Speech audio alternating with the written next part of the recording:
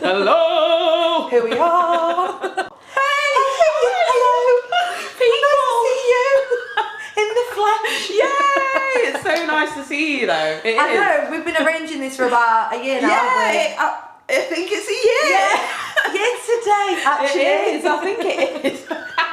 So what have you been up to? What's been going on? Well, I've been trying to release music. I've been trying to write music, Yeah. but I'll have to be honest with you, I've not been totally inspired all the time. I can imagine. And I know some people have. Some people have been really, like, you know, them people as well that are just like painting, like decorating, doing the new garden, and the whole shebang. They're so inspired by life, having all this free time. And really, as a musician, I should be inspired to like make a load more music. But to be honest, like, it's kind of broke my heart, 2020. Yeah. It broke my heart a bit, and there was a lot of things that were meant to take place that didn't take place, such as like my debut tour in America I was meant to do, and like so many like things that I've built up for so many times, so many years, should I say, I've built to that point, and then to not reach it. So I was, you know, dealing with some stuff, you know, yeah, it was a tough year, but I feel like now I'm out the other end. I'm a lot more positive now. I have got some music that I did, you know, manage to write and I want to put out now. So yeah, I'm out the other end, I'm fighting. Do you know what though? I want to go back to what you said. You was like, as an artist, I should feel inspired, and I haven't. And I feel like people have been putting a lot of pressure on themselves, especially creatives, because we're usually out, we're doing this, we're going there, you're writing, you're in studio, you're in video. But when that all gets taken away from you, where are we actually meant to get inspiration from? Like when you're not used to being, I bet you're not used to being in your house for more than like a couple of hours each day. Exactly, that's and it. And now you're in Netflix only. Yeah, you know what I mean? Netflix only, that's your inspiration. Yeah. So unless you're about to write a track about Netflix, like, then you need to live your life. You need to go out and experience life, and the way to do that is living your life. And essentially, we've been forced to not live our life. So a part of the light, like in our eyes, I've said on social media, like, the sparkle in my eyes is starting to come back now, because like I've got things to look forward to again, and genuinely I won't be inspired unless I've got good things in my life, good experiences, good people. Like if you X off all of those things, then are you going to feel inspired? No, you're not. No, that's just standard. It's when you're on social media and like you said, you've seen people doing their gardens, doing this, and you've seen other artists that are like, you know, took trips away and being able to Dubai was the spot, wasn't it? I mean, I was in Dubai. Did you do Dubai? Not basic at all. Real talk, everyone needs the break. We needed a break from this. I never got one. I didn't get a break, but we needed a break from this. I really want a break. Like I feel like we've been locked up. It feels like we've been locked jail. up. Yeah, like literally. I mean, no offense to someone who's been to jail. I mean obviously probably not. It's probably not as bad as that, but you're literally with the same people locked in a room. I'm making it sound, sorry mum.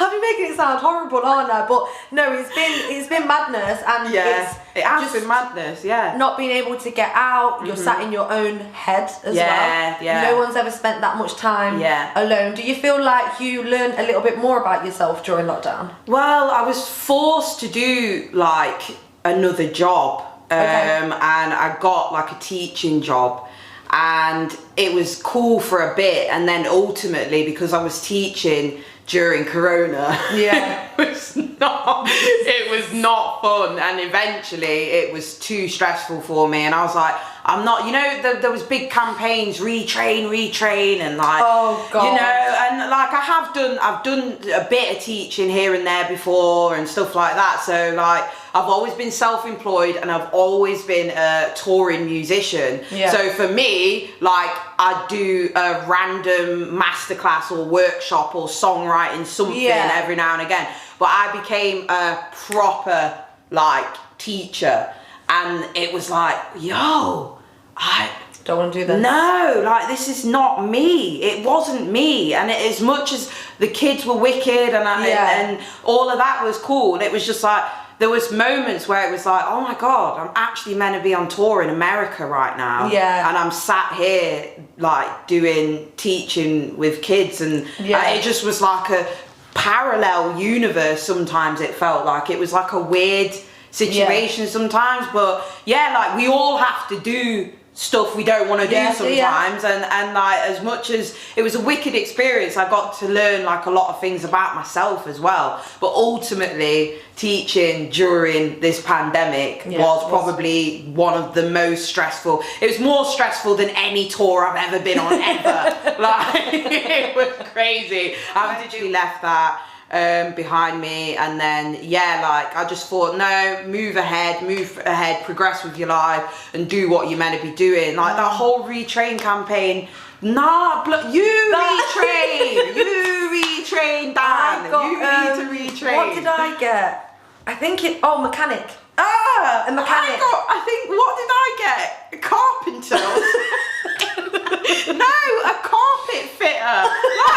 I don't get the process. Well, at least you didn't retrain. At least you didn't become a carpet fitter, because you wouldn't be speaking right now. I mean, you'd be at work.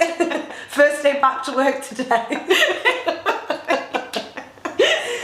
But there was some positive things to come out of 2020. Yeah. Million streams. I know, those were positive things. Thank you everyone that has like continued to support me. I'm definitely like 5,000 today. It's got that whole, you know, like sometimes you're in your feelings and you feel a bit crap. So then you're like, actually, do you know what? Do you know who I am? Yay! Empowering. That's what I wanted. That's exactly what I wanted. I'm so happy. But it's not just in the UK. I've been seeing some dancers dance to it as well. So how does it feel when you have people around the world dancing and singing to your songs? Yeah, it's a bit mad, because like every other day I will get tagged by some B-boy or B-girl from like Asia somewhere, like Thailand, like Korea, Japan, like they'll just tag me, and every other day I'll get a Queendom like B-boy mad sick routine, and it blows my mind. I've been tagged in that many, like it's just like, whoa, like literally every other day, and it's so sick. Like, it's so nice that song's touched that many people, because that's what I wrote it for. I wrote it so that it would do that. Like, you know, I feel like as women we always get kind of told to, you know, not rate ourselves, not think we're beautiful. If we move a certain way, then you know, degrading language will be used, like you're a diva if you're opinionated, or, you know, you're a slut if you're sexually liberated, or whatever it is they use against you, or try and use against you to, you know, get rid of that power that you have. And I wanted to write a song that empowered women in every single sentence of the song, and that was the point of it, because, you know, I was a single parent family, my mum raised me, and she was a strong woman to do what she did, and she raised me to be a strong woman, and you know, I want that energy to carry on. I want every woman to know their own power and know who they are. So yeah, I felt like it was a necessary message at the time to make. I wanted to make it. I was never brave enough to really make a song like that. I built up to it, and it took me years of wisdom to finally be like, okay, this is what I want to talk about. I'm just going to talk about it, because, like, you know, there's a lot of songs out there that are saying the opposite of that. No, of course. So it was a brave thing to be like, no, I'm not going to say that. I'm going to say the opposite of that, and I mean it. And at least, like, you know, with my words and stuff, it has translated, and yeah, it's been my most successful track, so I'm really proud of it.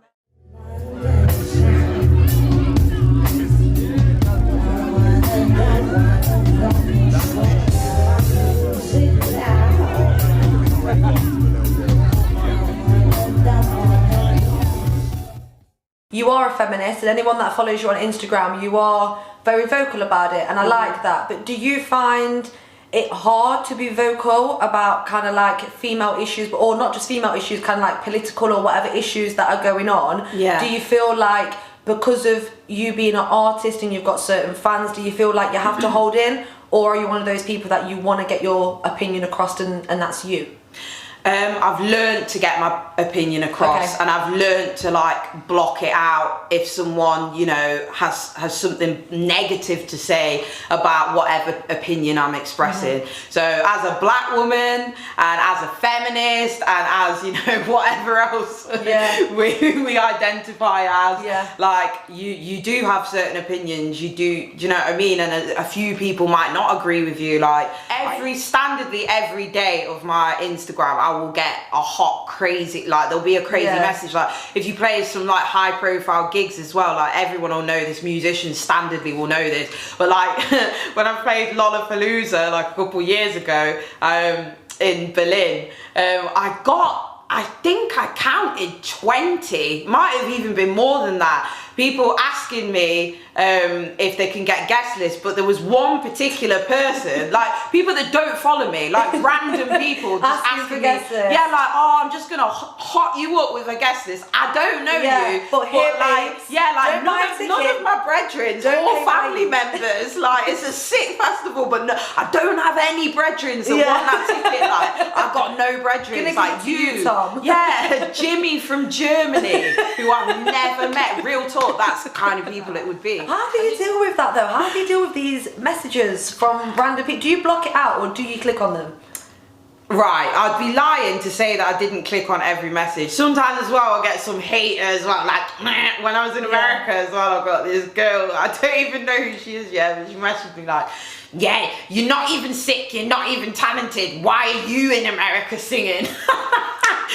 Someone must think I am, babe. Yeah, it ruined my day for like 20 minutes, it did. And then I was like, nah man, I'm in LA, yo, just get me a drink, it's blessed man, like, do you. Over it, hon. Yeah, but sometimes I'm a sensitive person, like that's why I'm an artist, that's why I write music, because I feel things deeply. So I'd be lying if I told you that every comment that's negative, like, or every other comment or some comments don't affect me. Of course, if you get like one negative comment in a sea of great comments, that might, you know, you might hyper zoom into that, but you learn to block it out. And as I said, you know, being a black woman, being a feminist, and maybe rubbing a few people up the wrong way with some of my stance on the world and viewpoint on the world, I've learned to block it out. No, it must be hard to try and block that out, because you're going about your day, having a nice day, and bloody Susan from wherever wants to come and ruin your day. It's always Susan as well. Susan, just get your own life. Like,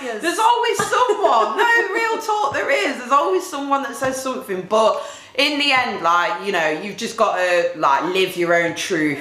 With social media, I mean, obviously you've got the messages and the trolls and all of that. But there's also the pressures of followers, engagement, keeping all that up. Obviously during lockdown, people weren't feeling inspired. You said it yourself. Did you feel that pressure to try and post something, even if you wasn't feeling yourself? Because you might feel like, as much as we don't want to look at the follow count, when it comes to being an artist, it does kind of matter when it comes to bookings and stuff, doesn't it? Yeah, it does. And I'd be lying if I said it doesn't matter, because you'll speak to a promoter and they will just say to you, you haven't got enough followers for me to put that event on, and you have to take that out, like, and you have to just build it, like, and you know, you do have to take it on the chin. But yeah, like, I have definitely felt pressure to keep posting, although I have thought, you know what, I don't want to, like, and if I feel depressed today, I'm not putting a face of makeup on and then singing a tune online and just to keep my followers happy. I'm gonna have to take that time, and that's self-care. I mean, I feel like on social media we are always forced to create all the time, and without taking a step back and thinking, well, actually, do I want to create right now? Self-care, like, do I feel like creating right now? But we always have to keep active. We always have to, you know, be posting. Are you doing stuff? no one's doing anything in a pandemic. Yet we have to still look like we're doing stuff. Yeah, that's it. But then you've got like, from the first lockdown, I downloaded TikTok. At first I was like, oh, TikTok, no, it's for kids. And when I went on there are some people that started TikTok in this time last year and are now like real famous. Yeah. And like they're going on shows and stuff like that. And it's like, it kind of gives you pressure because you think, well, if that person's doing it, you know, I then need to do it. And you put that unnecessary pressure on yourself. And actually sometimes you do need to take a step back and think, actually, do you know what? Right now I need to think about my mental health. I'm not in the right space. And then when I am, I can come back. And I think I definitely saw that you did that. I definitely seen that you took kind of like a step back when you wasn't ready. But then when you came back with a bang. You was like, right, I'm back, I'm here for it. And I remember seeing like a status or a caption that you wrote about it, and I thought, you know what? That is so authentic and real, and I don't think you know how many people needed to see that at that time, because I did. So I was a bit like, oh well, you know, I need to be doing this, and I need to be filming this, and you're allowed to film, you're allowed to do that, and it's like, actually, no, we're not all on that same time zone or in that same space. You know what I mean? Well, I took a battering, like obviously with my mental health last year, and taking on that stressful job and not doing what, you know, I feel like I should have been doing, and etc, etc, etc. So like, I took a battering, and I've been quite open with my journey of coming back. I've tried to be, because I feel like a lot of people, you know, might want to hear it, or like, you know, I know personally when I've seen people be a little bit more open with that kind of thing, it's made me feel better. Maybe just that one post, or do you know what I mean? That, you know, it's okay if you feel mashed today, or it's okay if you don't feel like doing this or that. And I personally, like, I have started like working out like daily. So like, to actually make myself feel better, I have started trying to work out daily. Sometimes I'll obviously have rest days and whatever, but I've lost nearly 40 pounds from like the start of my depression to like now. I've lost nearly 40 pounds. So I've got a different mental state now, and I feel like I'm back. It's nice though to see people speaking real, speaking authentic online, especially Instagram. Everyone goes on there, face full of makeup, filters, we all do it, we're all happy and buzzing, and I sometimes feel a bit like, well, actually I don't ever take videos or whatever when I'm looking a bit rough or anything. I always make sure that I wait till this point. And as much as we all say, oh, you know, let's be our real selves, like realistically, no one's going to do that, and we're not going to.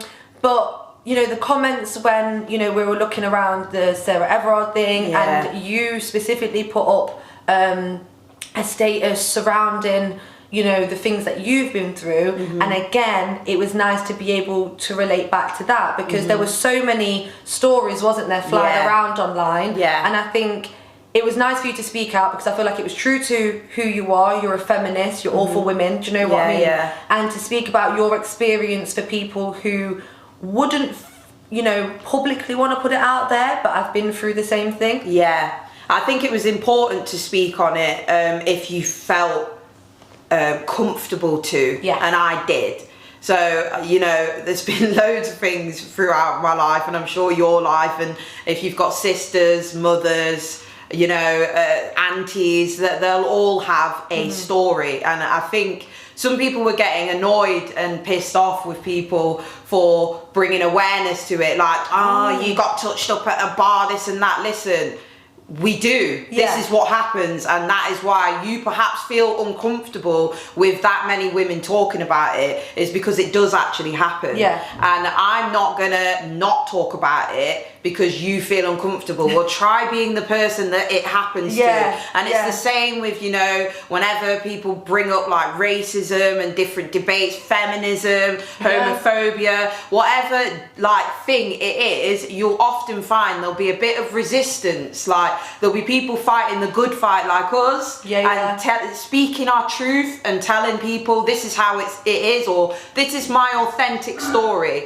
Like, and remember, you can't tell someone how they've lived their life. 100%. You can never tell someone how they've lived their life. So yeah, like I just felt compelled, and I was comfortable enough to speak on it. And yeah, I think it's amazing that many women did speak on it, and I'm really proud of us, and I'm proud of everyone that went to every single protest that has taken place. I'm proud of everyone. I was at a few myself as well, and I'm really proud of everyone. And I didn't catch corona at the protest, by the way. I caught corona at a different time. So from Asda.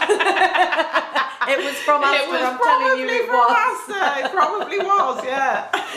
Oh, well, 2020 is out the way. Yeah. We've just, first day of, I don't want to say normality. I'm not gonna. No, we'll not use that word. First day of being allowed, out past bedtime. Yeah. We'll call it. We're allowed out. We can see people. Yeah. What's coming up for you? Fingers crossed everything goes the way it's planned. June 21st, Corona's flying off the earth and everything's going back to normal. Boris, help us. Please. Well, I should be releasing music really soon. So you'll hear from me really soon, and then after that I'm announcing a tour as well. Ooh. So it will be a UK tour first, and then Brexit permitting. It's always something. I don't think we can take anymore. It's European dates after that, and then finally I'll get my American tour. I think next year. Yeah. Realistically, it's going to be next year. Like 100%. America's been battered in the same way we have, really. So I'm hoping that I'll get to build a tour around South by Southwest, because I was meant to play that in 2020. Hopefully they'll have me back in 2022. I imagine they probably will. So yeah, it's all coming, but it ain't gonna come until the world opens back up. So we'll see. Let us out. Free us. Free the ting.